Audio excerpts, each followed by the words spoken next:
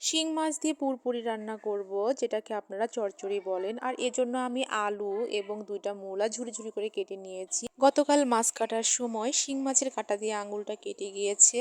এখন এই পুরপুরিটা মাখাতে আমার কিছুটা কষ্ট হবে। যাই হোক বন্ধুরা, আসসালামু আলাইকুম, কেমন আছেন আপনারা সবাই? আশা করি অনেক ভালো আছেন। পুরপুরির জন্য আমি পেঁয়াজ মরিচ কেটে নিয়েছি। বন্ধুরা, পেঁয়াজের পরিমাণ একটু বেশি করে দিতে হবে।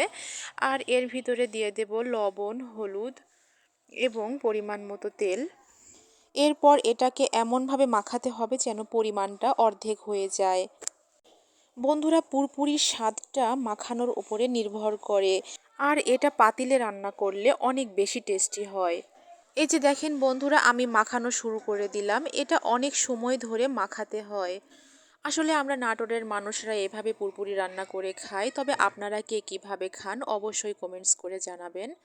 বন্ধুরা দেখেন, আমার মাখানো প্রায় হয়ে গেছে। দেখেন এর থেকে কত পানি বের হয়েছে, আর পরিমাণেও কতটা কমে গেছে। এখন এর মধ্যে আরেকটু তেল দিয়ে ভালোভাবে আরেকটু মাখাবো।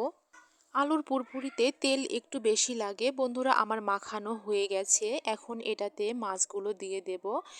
আমার মাছগুলো আগে থেকেই কষানো ছিল। এখন এগুলো আলুর মাঝখানে সুন্দর করে বসিয়ে দিয়ে পরিমাণ মতো পানি দিয়ে দেব। আসলে বন্ধুরা, আমার রান্নার হাঁড়ি পাতিলগুলো একটু পুরনো হয়ে গেছে। কিছু হাঁড়ি পাতিল কিনতে হবে। তো যাই হোক বন্ধুরা, ওল্ড ইজ গোল্ড। আমি আমার পুরপুরিটা চুলায় তুলে দিয়েছি।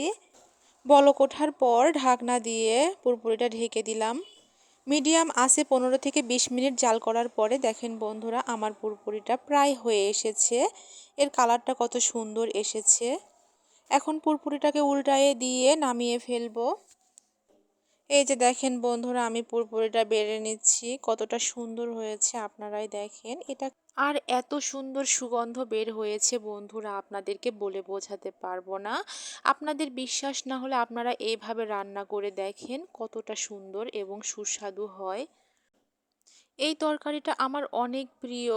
আর এই তরকারিটা শুধু এই মাছ নয়, বড় মাছ দিয়েও রান্না করা যায়। যে কোনো মাছ দিয়েই এই তরকারিটা যদি এভাবে রান্না করেন তো একদম পারফেক্ট। সবাই ভালো থাকবেন। আল্লাহ হাফেজ।